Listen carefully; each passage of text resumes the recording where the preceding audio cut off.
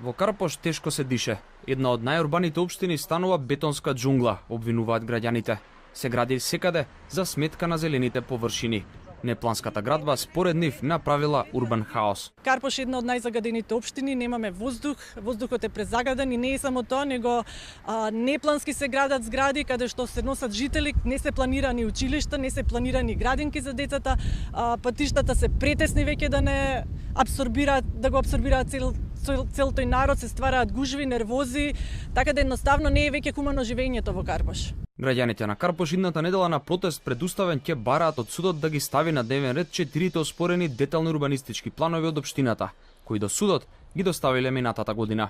Покрај најавениот протест на социјалните мрежи се иницираше онлайн петиција која досега има собрано неколку стотина потписи.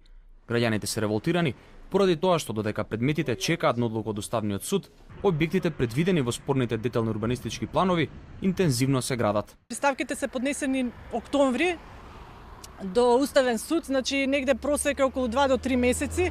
Општина Карпош пред јануари ги поднесе своите докази, значи веќе 4 месеци Уставниот суд не се произнесува, не ги става на дневен ред.